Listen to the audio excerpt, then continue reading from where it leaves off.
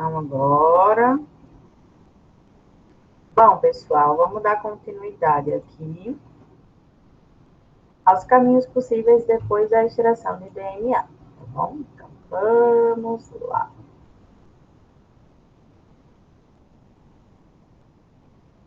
O primeiro caminho possível é a gente fazer a quantificação desse DNA, tá? E não é 50 gramas,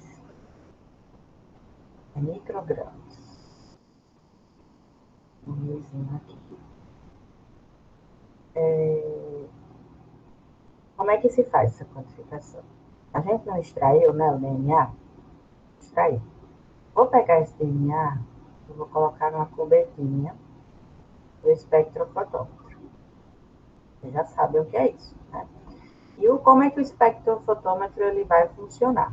Ele vai ter uma luz, essa luz vai incidir, por exemplo, num prisma, e essa luz incidente e a luz ainda transmitida pelo DNA e pelo concentrado de DNA vai ser detectado e mostrado aqui no programa computacional. O DNA absorve luz, e essa luz aqui é UV, tá? Absorve luz a 260 nanômetros. Então, tá aqui, ó, 260 nanômetros, e o resultado vai dar em A. E o que é que significa A? É o valor de absorvância, né? Quanto que esse DNA absorve aqui, né? Quanto mais DNA tiver aqui, mais concentrado, vocês concordam que a luz transmitida vai ser menor e quanto menos DNA, mais luz vai passar para cá, né? Então, essa absorvância, ela é medida em A.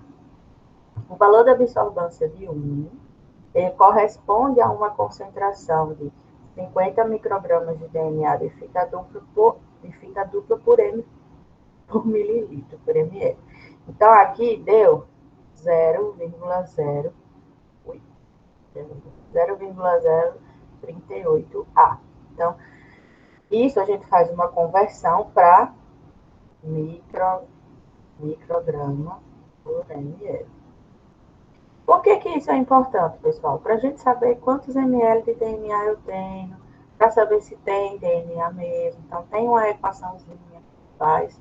Mas, de uma forma bem geral, é mais para saber quanto de DNA a gente tem na amostra. Uma coisa bem simples. Tem que ter cuidado porque, como eu falei para vocês, a luz UV ela é extremamente deletéria ao DNA. Então, às vezes, se você quiser utilizar DNA para fazer outras coisas depois, talvez esse DNA não fique mais viável, porque a quebra de DNA, a formação de radicais livres, enfim.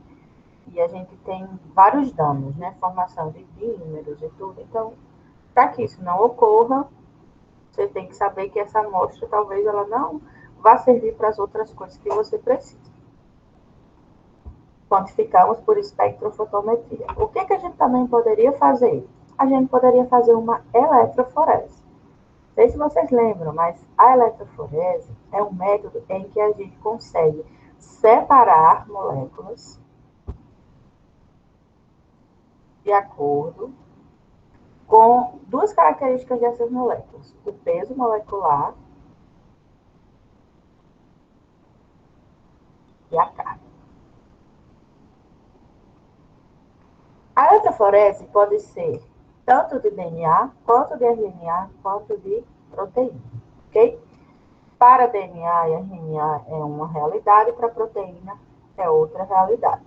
Porque além das proteínas terem cargas muito diferentes, tem proteínas que têm ponto isoelétrico negativo, outros positivos, outros mais neutros, elas têm tamanhos muito diferentes. Então, a eletroforese de proteína é um pouco diferente da eletroforese de ácidos nucleicos, só que o princípio é o mesmo. O que acontece? Percebam aqui, pessoal, que a gente tem uma fita de DNA, correto? Correto. Aqui são quem? As bases nitrogenadas. Aqui é quem? O açúcar. E aqui, e aqui é quem? O fosfato. Olha o que esse fosfato tem. Ele tem carga negativa. Tá vendo? Ó, vamos ver quanta carga negativa a gente mostra aqui. E essa carga negativa aqui, pessoal, ela dá a molécula de DNA globalmente, né, uma carga negativa. Então, o DNA, ele é negativo. Beleza. Existem tamanhos diferentes de DNA, de fragmentos de DNA, DNA de fita dupla, DNA de fita simples. Então, o que é que vai acontecer? Eu vou pegar esse DNA que eu extraí e vou aplicar ele com auxílio de uma micropipeta dentro de uma cuba de eletroforese, que dentro dessa cuba de eletroforese vai ter um gel de eletroforese.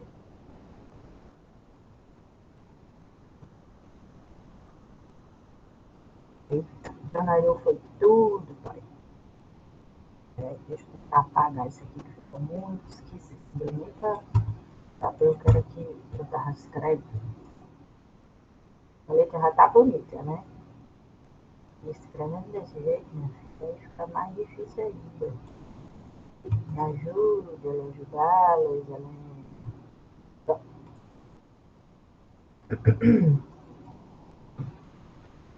Ai, meu pai. Vamos. O que é isso aqui? É um gel de eletroforese. Eletroforese, tá? Esse gel aqui, ele pode ser de duas substâncias principais, né? Agarose, para ácidos nucleicos, e poliacrilamida.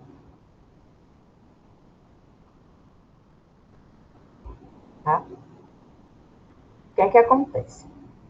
Esses dois polímeros aqui, eles formam como se fosse uma peneira molecular. Tá? É por essa peneira, por essa gelatina, que essas amostras aqui vão percorrer. Por que elas vão percorrer? Se isso aqui é uma substância que é gelatinosa e que tem poros, quando eu colocar a minha amostra aqui dentro desse pocinho, aqui com um buraquinho que tem no gel do eletroforese, né? Quando eu colocar a minha amostra aqui e aplicar a esse sistema um campo elétrico, campo esse que tem uma parte positiva e uma parte negativa, para onde é que a molécula de DNA vai correr? Os opostos se atraem. Então, ela vai sempre correr para a parte positiva. Concorda? Por quê? Porque ela tem uma carga global negativa. Como os DNAs, dependendo de como você trata, eles têm concentrações diferentes e eles têm tamanhos diferentes, se você colocar diferentes fragmentos de DNA num campo eletroforético, campo este que é promovido não só pelo campo elétrico em si que está sendo aplicado, mas também pelo tampão aqui que é colocado, que tem íons, né, que ajudam a correr, isso aqui vai acontecer o quê? Vai formar bandas. E essas bandas, na eletroforese, vão ajudar você a fazer comparações e saber quanto de DNA tem ali, aproximadamente, em pares de base. Como é que a gente sabe isso? Utilizando padrões de peso molecular. Então, está aqui uma visão dos poços, está aqui o gel de eletroforese, está aqui a câmara. Esse gel, ele está aqui dentro desse suporte, e esse suporte está todo cheio de um tampão de eletroforese que dá íons para que ocorra a corridinha, né? Corrida eletroforética. Quanto mais energia é aplicada, mais rápida é a corrida eletroforética. Quanto menor o fragmento de DNA, mais rápido ele corre. Por quê? Porque ele é pequenininho. Lembra que quando a gente está coando uma coisa, os fragmentos menores, bem pequenininhos, eles passam logo na peneira e ficam encrostados nos maiores? Da mesma forma é aqui. Aquele fragmento de DNA que for pequenininho, ou que tem baixa concentração, ele vai correr mais, então ele vai ficar aqui embaixo do gel. E fragmentos que correm pouco vai ficar mais em cima. Então, se a gente for fazer uma comparação aqui, ó, aqui tem um padrão de peso molecular. O que é esse padrão de peso molecular? São vários fragmentinhos de DNA que a gente já compra pronto e que ele prediz para você, você já vem com uma escala para saber que aqui tem 2.000 pares de base, tem 2.000, aqui tem 1.000, aqui tem 500 e assim sucessivamente. Então, esse fragmento de DNA aqui é menor do que esse aqui. Por que eu sei? Porque ele correu mais rápido. E esses fragmentos aqui, que estão aqui, ó, eles têm um peso molecular entre esses dois. Por quê? Porque o meu padrão de peso molecular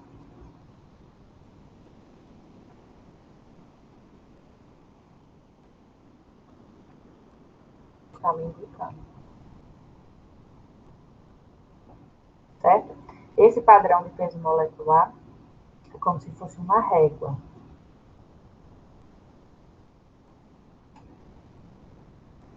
E essa régua vai me dar noção, né, do que eu estou fazendo e das amostras. Até aí tudo bem, pessoal? Deu para entender até agora?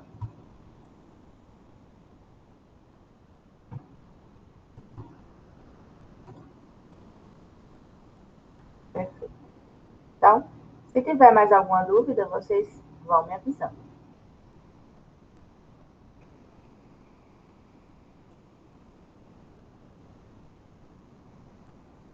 Aqui são os tipos de eletroforese, só para vocês verem.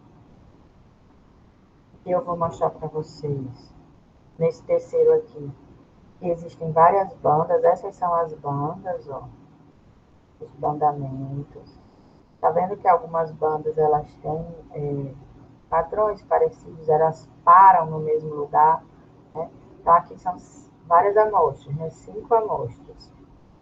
Vamos dizer, de pessoas diferentes. Então, essas pessoas, elas compartilham o mesmo bandamento, tá vendo?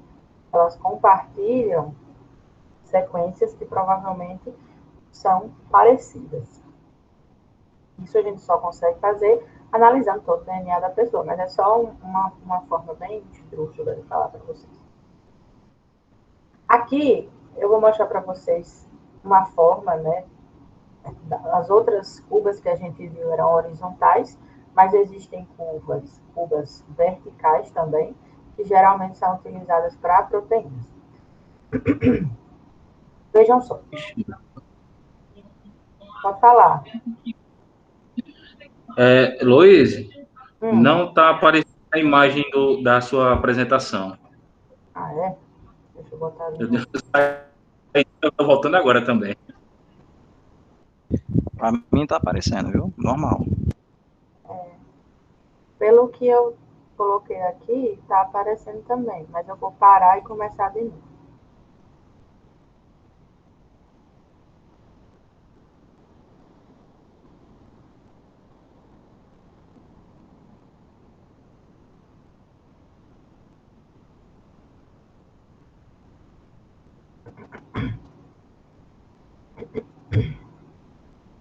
Oi, gente, será que eu vou pegar Para essa mim está folguinha? aparecendo. Para mim está aparecendo. E agora, William, está aparecendo? Ah, sim. Ah, então era no meu mesmo. Eu Beleza, demorei um pouco para voltar. beleza. Então, vamos lá. Vejam só. Essa eletroforese de proteínas, ela é um pouquinho diferente, porque ela é uma eletroforese bidimensional, né? Ela tanto separa por cargas, né, isoelétricas, né, tanto por tamanho, né, e às vezes eles usam esse SDS aqui, né, que ajuda a desnaturar essa molécula. Ela antes era toda juntinha e depois ela fica toda separada. Mas, de uma forma geral, esse SDS-PAGE que chama, SDS-PAGE.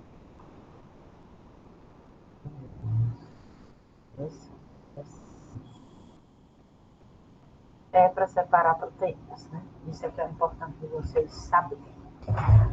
Outra coisa que a gente pode fazer com o DNA, quando a gente tem acesso a esse DNA, é fazer uma reação em cadeia da polimerase, certo? Então, o que é que a gente pode fazer? A gente quer várias cópias daquele mesmo DNA para a gente estudar esse DNA. Quais são os elementos que eu preciso? Quais são os reagentes que eu preciso? A primeira coisa que eu preciso é de um molde de DNA.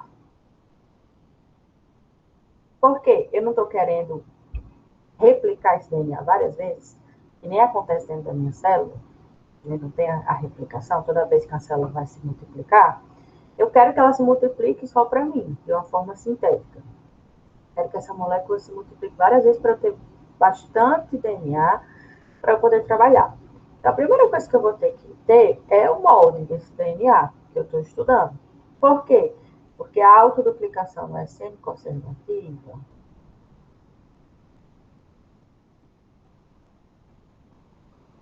Semi-conservativa. O que é que isso quer dizer? Que essas sequências aqui, quando elas se abrirem por causa da temperatura, vão dar espaço para a formação de novos filamentos de DNA iguais a estes. Lembra, pessoal, que quando a gente estava lá na replicação, lá em processos biológicos, existia essa proteína chamada DNA polimerase? O que é que a DNA polimerase faz? Ela pega os nucleotídeos, vocês estão vendo aqui, carrega lá para o DNA molde e vai juntando, né, fazendo a complementaridade de base. Só que ela não consegue trabalhar se ela não tiver um iniciador. Lembra que a DNA polimerase ela precisa de um negócio chamado primer ou iniciador? A fita contínua vai precisar só de um, na fita descontínua tem vários primers. Esse primer aqui, portanto, ele precisa ser presente aqui nessa reação. E às vezes, pessoal, o pessoal utiliza esse primer como forma de detectar só uma parte desse gene. Só uma parte dessa molécula. Vamos dizer que eu queira amplificar só esse pedacinho aqui, ó, várias e várias vezes. Então, eu desenho primers flanqueando essas regiões, aqui e aqui. Então, com o passar das replicações, eu vou acabar replicando só aquela partinha que eu quero. Da mesma forma que você pode utilizar primers mais genéricos que vão amplificar toda e qualquer coisa, tá? Isso aí vai depender muito do objetivo da pesquisa. E, além disso, o tampão, vocês sabem para que serve um tampão, né? Para a solução se manter sempre estável. E os cofatores, como o magnésio. Por quê? Porque as enzimas precisam de cofatores, tá bom? Então, esses são os elementos principais. O que é que vai acontecer? Eu vou juntar todos esses elementos num microtubo de PCR, que é desse tamanho assim pequenininho, e vou colocar dentro de um equipamento chamado termociclador.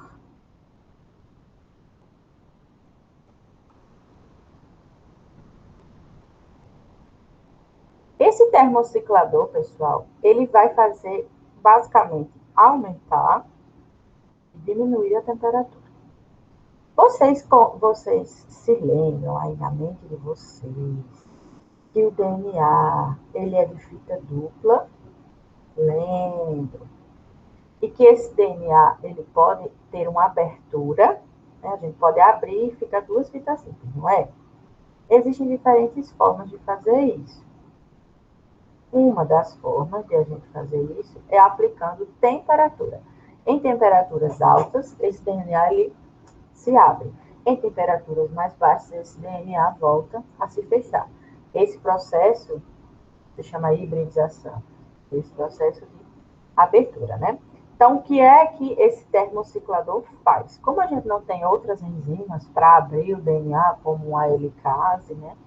Então, o que é que a gente faz? Primeira coisa, no ciclo que se faz, é aumentar a temperatura nesse sisteminha a 95 graus Celsius. Essa temperatura é a de desnaturação.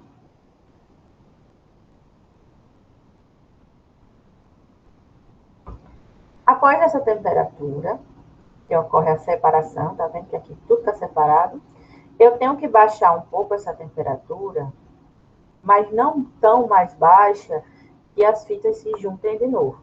Eu tenho que baixar um pouquinho, por quê? Porque eu tenho que anelar os meus primers. Lembra que os primers eles precisam ser encaixados para poder a polimerase funcionar? Beleza. Então, essa temperatura de anelamento. Gente, nem sempre vão ser essas temperaturas exatas, mas geralmente é bem próximo. Tipo, aqui está dizendo 92, a pessoa usa 93.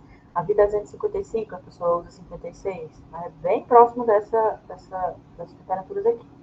Aí houve o anelamento, tá vendo aqui, ó? O primer está ligado. Beleza. Uma fita complementar a outra, tudo bem. E vocês vejam que essas fitas, elas têm extremidades 5 linha, 3 linha, né? Linha, 3 linha. Aqui é 5 linha. E aqui é 3. Beleza? Beleza. A dos açúcares. Joia. O que é que vai acontecer agora? A minha polimerase, ela trabalha no sentido 5 linha, 3 linha. Então, ela vai atuar aqui. Só que tem um probleminha. Essa polimerase aqui, para ela aguentar essa temperatura tão alta, de 95 graus Celsius, sem estragar, sem desnaturar, ela tem uma temperatura ótima de 72 graus Celsius. Essa polimerase se chama TAC polimerase. Ela é extraída de termos aquáticos, que é um micro-organismo que vive em áreas muito, muito quentes. Então, para ela, 72 graus Celsius é a temperatura ótima dela funcionar. E existem outras polimerases resistentes à temperatura, porque essa aqui foi a primeira a ser utilizada. Então, aumenta-se a temperatura para 72 graus Celsius, porque é nessa temperatura que vai haver a extensão, a polimerização. Por quê? Porque a temperatura ótima dá RNA polimerase, que é a TAC polimerase. RNA não, DNA, desculpa. RNA polimerase. Isso aqui é um ciclo, tá? Então, aqui você vai dizer, olha, eu quero que primeiro aumente para 95, depois baixe para 55, depois aumente para 72, e eu quero que isso aconteça 50 vezes. Certo? Então, eu vou ter 50 ciclos. Então, aqui a gente tem o início, né, dos meus ciclos. Uma fita, outra fita. Eu tenho o anelamento dos primers. E aí vou sempre produzir. Até que eu comece a produzir só as minhas sequências de interesse. Lembra que os primers, eles podem produzir, né, uma quantidade bem grande só de um pedacinho daquele DNA. Então, vamos dizer que seja um pedacinho assim, desse tamanho, né? Então, eles foram anelados aqui. Anelaram aqui.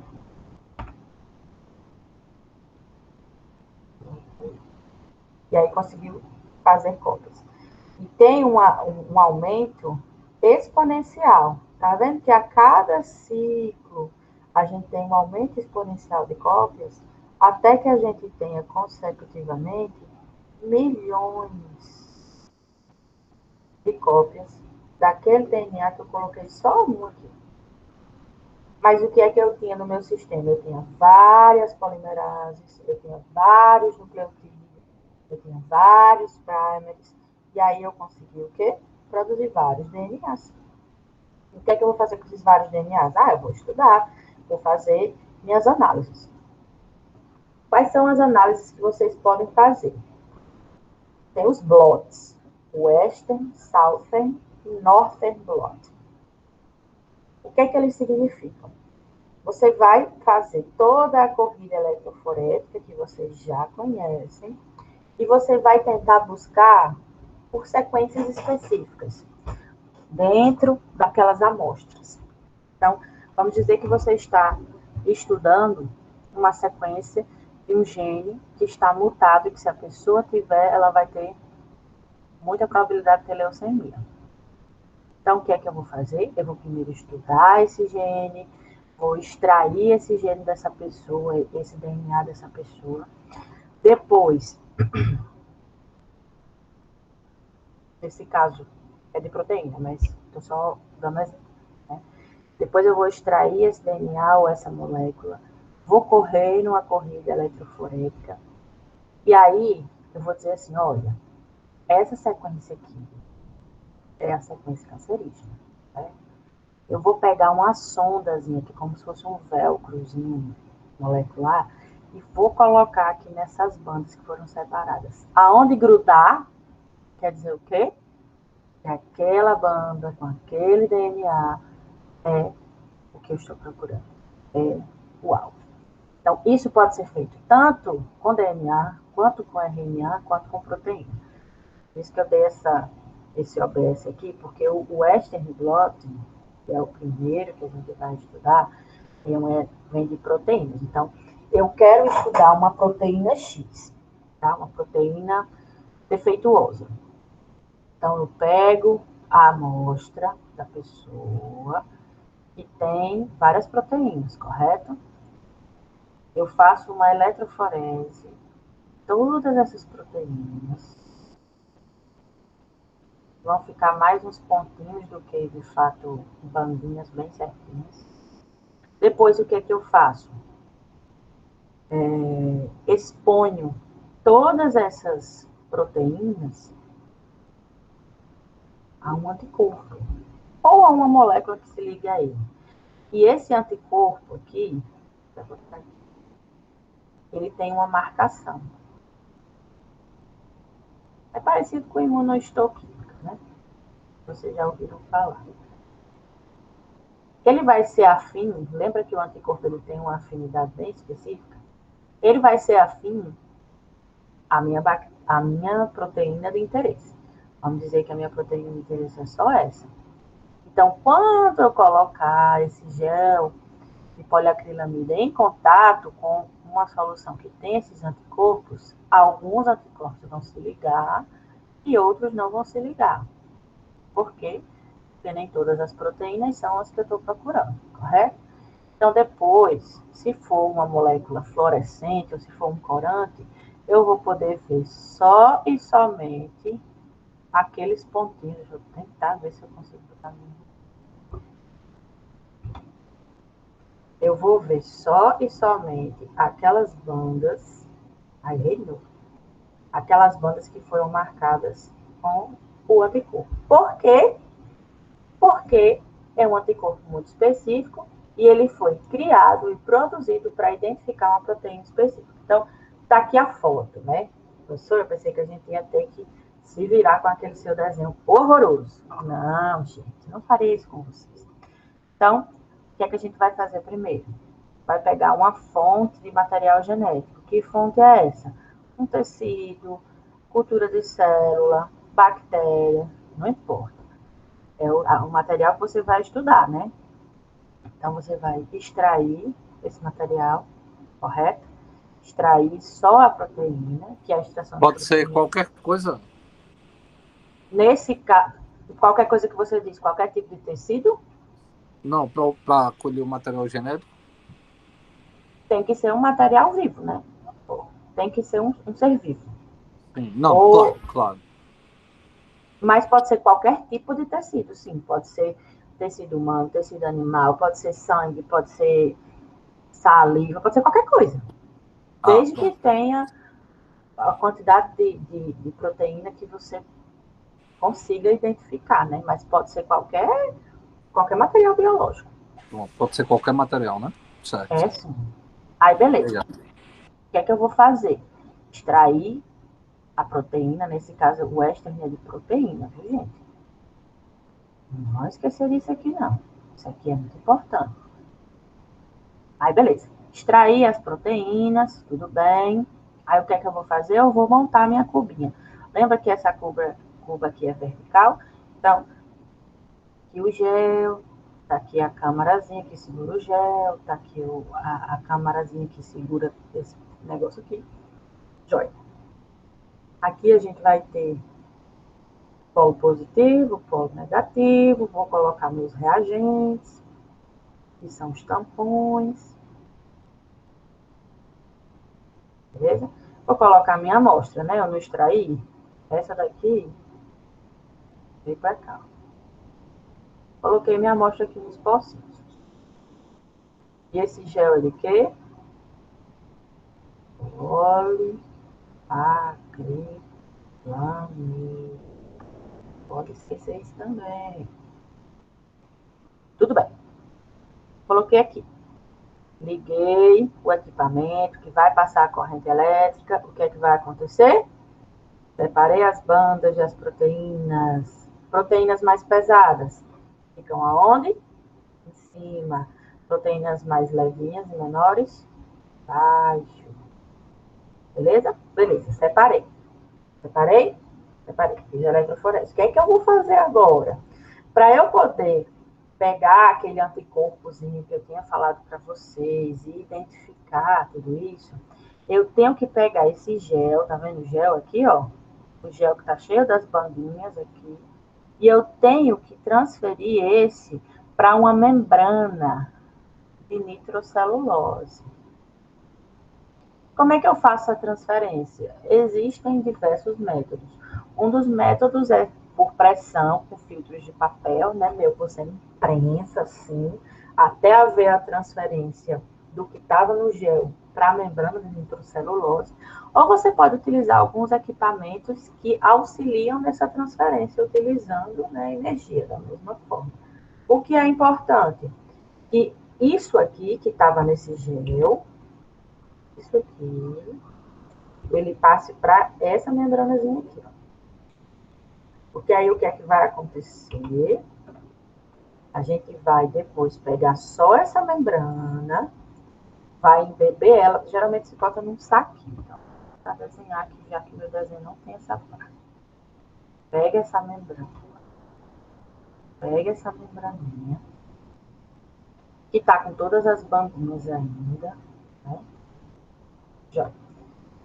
Pega ela, bota no saquinho. Dentro desse saquinho, e o gel, tudo direitinho. E dentro desse saquinho vai ter uma solução cheia de quê? De anticorpos. Que são o quê? Marcadinhos. Com fluorescência ou com um corante. Alguma coisa que indique, né? E esse anticorpo, ele é específico a quê? A algumas proteínas que estão aqui, que eu quero ver se estão aqui. Então, depois de embeber, o que é que eu faço? Eu tiro desse saquinho e boto para revelar. Com algum tipo de radiação ou com algum tipo de equipamento que faça com que isso aqui fique fluorescente para eu ver. Então, de todas essas bandas que eu tirei, vamos dizer que as únicas que estão relacionadas... Ups! O que aconteceu, meu bem?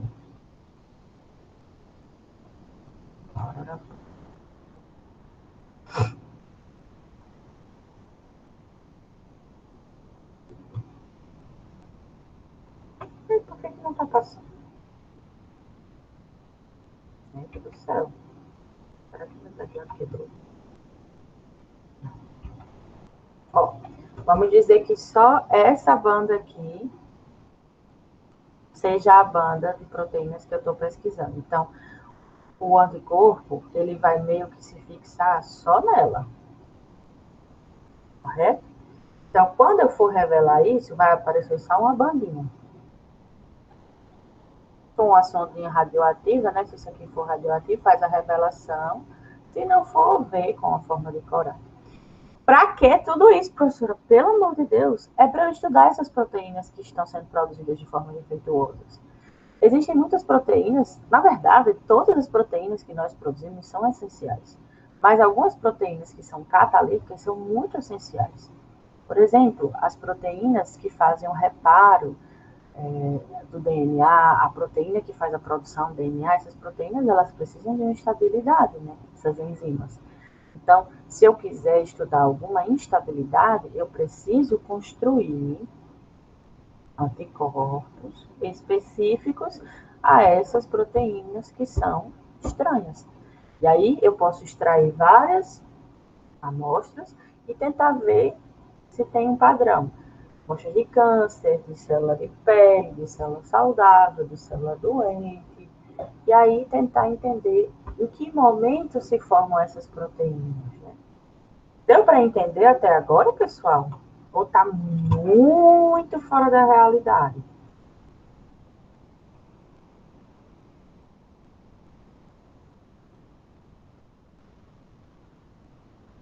Exatamente. Isso vocês viram da outra vez. Vocês estão vendo agora com um pouquinho mais de detalhes, tá? Com um pouquinho mais de maturidade, mas praticamente toda a disciplina a gente já deu uma pincelada em biotecnologia e saúde. Diga aí, que era o que você ia dizer. Acho para depois, professora. Tá bom, então. Então vamos voltar. Southern blotting, a mesma coisa, a mesma coisa. Qual é a diferença? Que Southern blotting é de DNA. Aqui, ó. Ao invés de usar proteína, eu vou utilizar DNA, mas a mesma coisa. Vai mudar só isso aqui, é DNA, e ao invés de o anticorpo, a gente vai utilizar uma sonda. Por que é uma sonda? Porque o DNA, ele não tem uma sequenciazinha, né? Aí eu vou utilizar uma sonda fluorescente. Eu não vou utilizar um anticorpo, porque o anticorpo ele vai ter afinidade por outra proteína, né? Esse aqui não. Ele vai ter tipo um primerzinho, uma sondazinha que vai estar marcada, mas é a mesma coisa. Então, o que é que vai acontecer? Primeiro, eu extraio meu DNA, coloco ele para correr na eletroforese, e aí a gente vai ter quem? Os bandamentos. Ok. Depois de haver esse bandamento, eu vou pressionar, fazer pressão, para que essas bandas de DNA venham aqui para onde?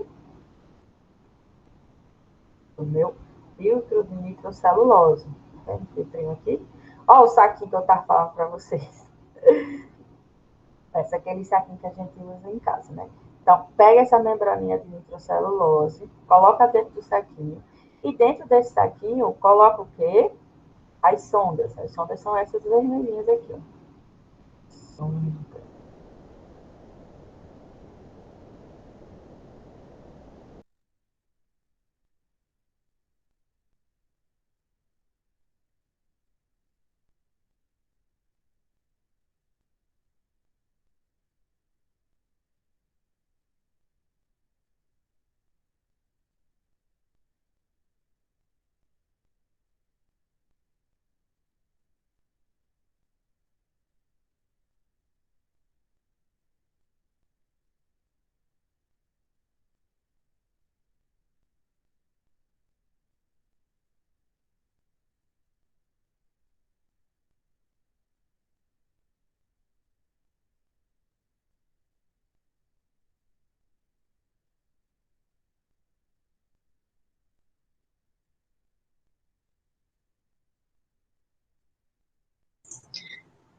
Luiz, ative seu microfone.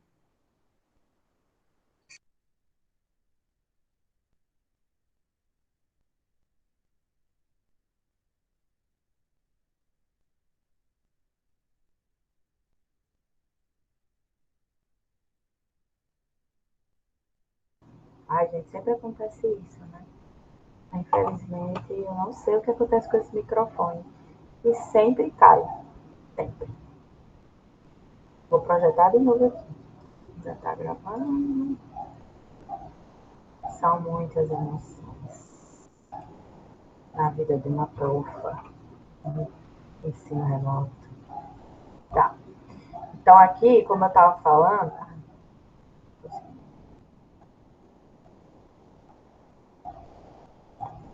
Aqui, como eu estava falando, isso aqui, ele vai marcar só os que é obrigação. O que não é obrigação, os que não houve complementaridade, não é do meu interesse. Então, não vou estudar. Eu vou estudar esses que houve a marcação. Isso é o que, pessoal? DNA. Sulfur blotting. Tem outra técnica de blotting. A mesma coisa. O nome é Western blotting. O que é que significa? Que ao invés de utilizar DNA ou proteína, eu vou utilizar RNA.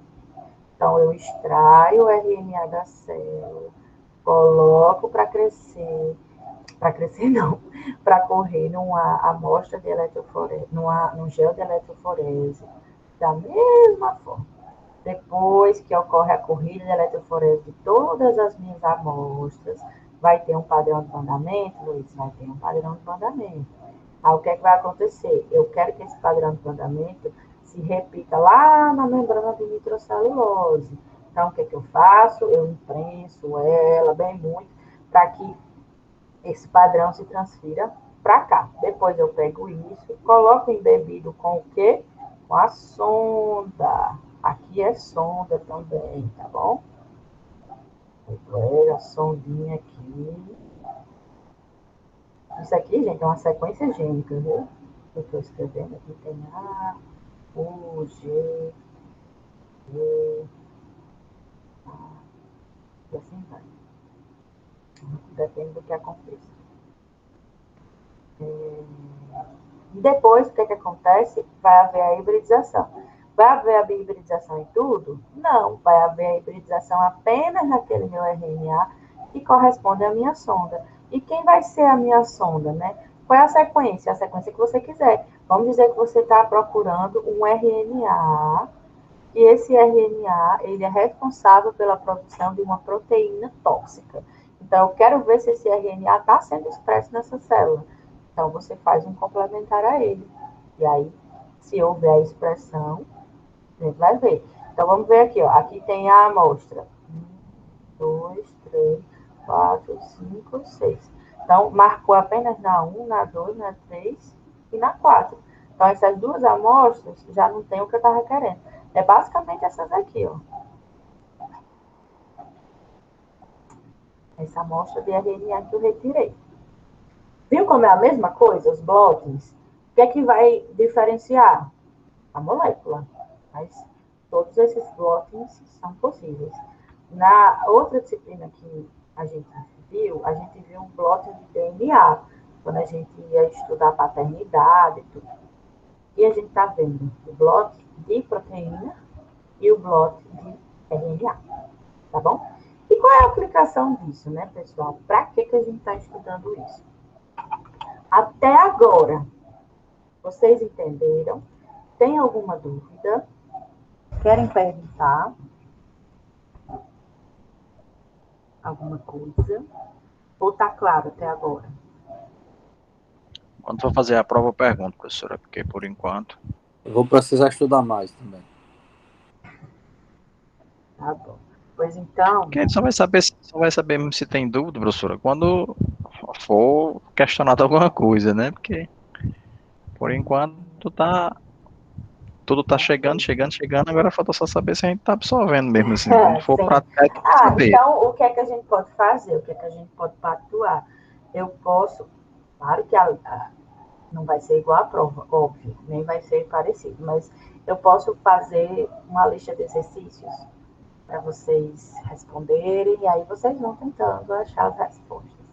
Tem uns exercícios bem legais em vários livros, eu posso tentar compilar e mando o gabarito, e vocês respondem e estudam.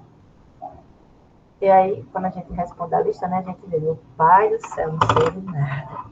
Pelo menos eu, quando respondo uma lista, eu fico desesperada, porque eu fico pensando assim, Jesus. Então, vamos lá. E se vocês quiserem, certo, gente? Se também não quiser, também vai depender de vocês. Então, vamos para a aplicabilidade da biologia molecular na saúde. Aqui, eu vou falar principalmente sobre diagnóstico molecular, e sobre tecnologia do DNA, sobre enzimas recombinantes, né? Proteínas. Então, o diagnóstico molecular, ele serve para, claro, o diagnóstico de diversos tipos de doenças, infecciosas, genéticas e câncer, sendo as genéticas podendo ser detectáveis ainda no pré-natal ou doenças de aparecimento após o nascimento, né? Ajuda a gente a acompanhar, né, uma pessoa, por exemplo, que está fazendo tratamento de HIV para saber se a carga viral dela tem diminuído, tem suprimido aí com a utilização dos medicamentos, se a carga tumoral também tem diminuído em uma pessoa que tem câncer, ou a gente pode utilizar a biologia molecular para fazer diferentes estudos. Vocês viram aí que tem uma porrada de ferramentas que podem ser utilizadas. Dos projetos que foi conseguido fazer com biologia molecular foi o projeto Genoma Humano, ou de genoma de outros seres, né? Outros organismos também tiveram seu genoma desvendado através da biologia molecular, e a identificação de indivíduos, seja na identificação forense, da criminalística, da identificação de pessoas desaparecidas, ou nos testes de paternidade. Então, a biologia molecular, ela ajuda a gente a identificar patógenos, pessoas e doenças através da informação genética dessas células. Vocês viram a técnica de PCR, reação em cadeia da polimerase. Joia. Não existe só um tipo de PCR, não existe só aquela PCR que a gente viu. Existem outros tipos de PCR. Vamos ver aqui algumas opções. A PCR em tempo real. Como é que ela funciona? Essa PCR, além de você ter um resultado qualitativo, né, de bandas, você tem um resultado quantitativo. Ela é acoplada a um sistema computacional e diz quanto, né, de DNA está sendo produzido em tempo real. Por isso que o nome é PCR em tempo real, que enquanto está sendo produzido, você vai acompanhando aquela PCR. Então, ela é mais rápida, e para fazer esse acompanhamento, para você conseguir aferir, né, toda vez que há a replicação, o que é que acontece? No momento em que há a abertura do DNA, que fica tudo expostinho aqui, né, as bases nitrogenadas, se liga uma sonda. Essa sonda é fluorescente. Se liga aqui, beleza? Aí lá vem quem? A polimerase. Fazendo um novo DNA aqui. Correto? Quando ela chegar aqui, ela vai degradar essa sonda. E a degradação dessa sonda vai emitir um sinal luminoso. E esse sinal luminoso vai ser captado por um computador. E esse computador, por sua vez, vai gerar o quê? Gráficos dizendo, olha, a produção foi aumentando com o tempo, depois estagnou, né? Então, nesse sentido, ela é mais rápida, mais sensível e quantitativa, né? Ela não é só qualitativa. Chiquérrima, caríssima. Temos também a RT-PCR. Vixe Maria, muito famosa por causa da Covid-19. Como é que a gente faz? A gente amplifica, né? Permite a amplificação do RNA através da enzima transcriptase reversa. Lembra que a PCR que a gente viu lá no começo da aula, ela utilizava uma DNA polimerase? Essa aqui usa uma transcriptase reversa. Então, além de mudar, né, ao invés de ter lá um molde de DNA, eu utilizo um molde de RNA e utilizo, ao invés da enzima, DNA polimerase, a transcriptase reversa. Existe também outra forma que se chama multiplex PCR. Que é, professora? É quando, ao invés de você utilizar só um par de primer, você utiliza vários pares de primer. E perceba, aqui tem uma molécula de DNA, correto? Correto. Eu tenho um primer que se encaixa só aqui. Então, ele vai fazer o trabalho dele junto aí com a polimerase. Agora, se eu tiver vários primers, vou tentar pegar isso aqui e rebolar isso aqui. Se eu tiver vários primers, o que é que eu vou fazer?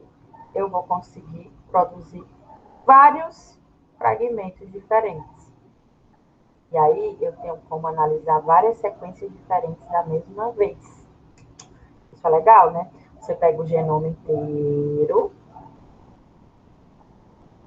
e depois vai botando vários primers aleatórios para ter aí várias moléculas diferentes, de tamanhos diferentes para você estudar. Então, uma possibilidade. Ou você pode fazer um nested PCR, que tem uma amplificação e depois uma reamplificação, para ter maior especificidade. Então, amplifica o DNA, depois esse produto amplifica mais uma vez, né? Para ter mais certeza e mais especificidade naquela amostra. Então, são variações da mesma técnica que podem ser utilizadas. E aí, algumas doenças que são identificáveis através de PCR, né? Mycobacterium lepra, que é agente causal da hanseníase. Como é que a gente faz a identificação? Pega uma amostra da mucosa oral e procura por PCR o gene PRA. E esse gene, para a gente amplificar esse gene, a gente precisa de um primer específico só para ele, correto?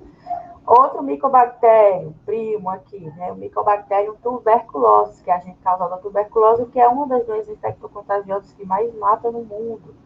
Então, como é feita a identificação, utiliza-se um PCR multiplex, né? Utiliza várias sondas diferentes para fazer a amplificação. Várias sondas não, vários primers. O HPV utiliza-se RT-PCR, que RT-PCR é como? Transcriptase reversa. Tem como molde o quê? O RNA.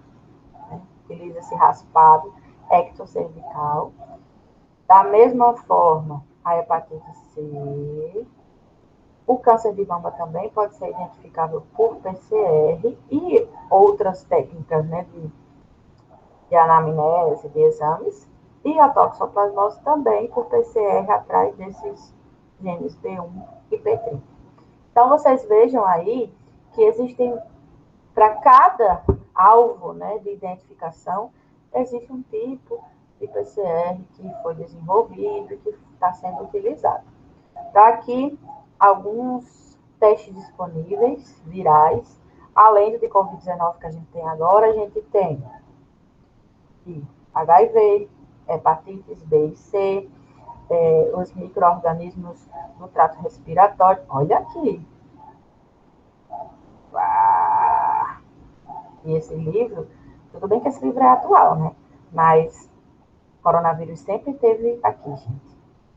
Junto com a influenza, com os adenovírus. Ele estava só esperando papocar. PCR qualitativo e quantitativo para citomegalovírus, né? A gente faz esse exame sempre que engravida, a primeira coisa que o médico pede.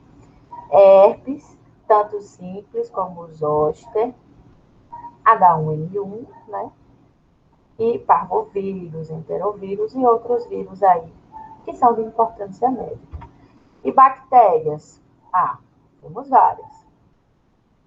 Clostridium difficile, temos também Helicobacter pylori, a H. pylori, que pode causar aí o câncer, né? É muito perigoso, né? No trato gastrointestinal, tem que cuidar. Mycobacterium tuberculose também, clamídias, Mycoplasma pneumoniae, os meningococos e os pneumococos, a Haemophilus influenza e detecção de genes de resistência microbiana. Também é feito bastante, bom? Então, aqui são algumas doenças genéticas, como a fibrose cística, que também podem ser identificadas por biologia molecular. Praticamente todas as doenças genéticas, elas podem ser identificadas por biologia molecular, desde que, quando você for fazer, tenha esse recurso lá no ambiente, né, do serviço. Aqui ficou muito ruim de ver, tá? Mas eu vou tentar depois trazer essas imagens numa resolução melhor. Isso aqui são sistemas de expressão de proteínas recombinantes. A próxima aula que a gente vai ter, que infelizmente não vai dar para a gente terminar hoje, a próxima aula que a gente vai ter é a aula sobre produção recombinante, né? De tecnologia de DNA recombinante. Então, a biologia molecular, ela é a base para a tecnologia de DNA recombinante. E a partir dessa tecnologia, a gente pode produzir proteínas recombinantes através de diferentes sistemas de expressão, de mamíferos, de insetos, de leveduras. Isso vai depender muito do que é que você quer, né, produzir, né, do que é que você quer produzir, de quais tratamentos essa proteína precisa depois que ela é produzida, se ela precisa ser inovelada, se ela precisa de algum radical, de alguma coisa assim. Então, uma coisa que era impensada, que era produzir proteínas humanas em bactérias, hoje é possível, não só em bactérias, como células de insetos, células de levedura, que é um fungo eucariótico, né? Algas também, e outras produções livres de células. Então, depois eu vou trazer essas imagens para vocês numa resolução melhor para a gente discutir na próxima aula. Gente, essa aula era essa, certo? Então, o que é que eu sugiro para vocês? Aqui a gente ainda tem uma outra aula, tá pronta aqui para gente. Só que como falta só 20 minutos, e eu não quero dar essa aula assim, morrendo, também não quero matar vocês, o que é que eu sugiro agora? Que a gente dê uma olhada nos livros para mostrar onde a gente tem algumas questões que vocês podem responder. O que é que vocês acham? Não responder agora não, é só para a gente olhar e ver que vocês podem utilizar como lista. Se não, se vocês quiserem que a gente entre na aula, a gente faz a aula.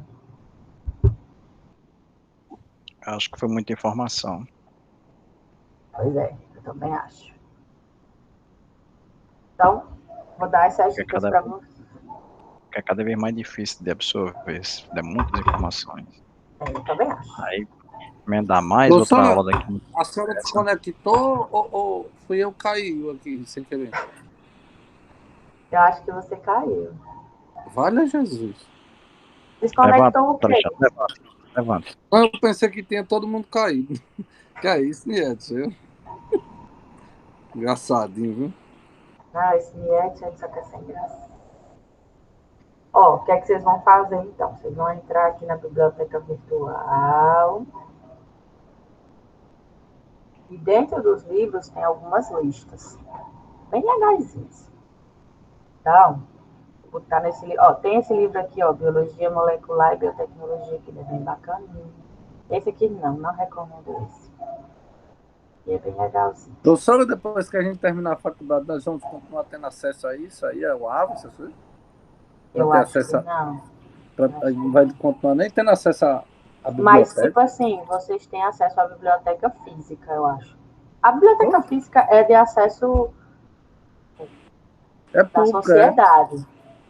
Mas eu acho que a virtual não, porque para você ter acesso à biblioteca virtual, você tem que ter um vínculo ativo, né? Você tem que estar dentro do AcadWeb. Quando você se forma, você perde esse vínculo. Então, por isso que eu acho que não dá mais para... Era para dar a quem se formasse, era para dar um acesso definitivo. Será? Era porque... Ai, gente, essa biblioteca só a biblioteca, riqueza. porque assim, é uma discriminação danada para quem mora fora.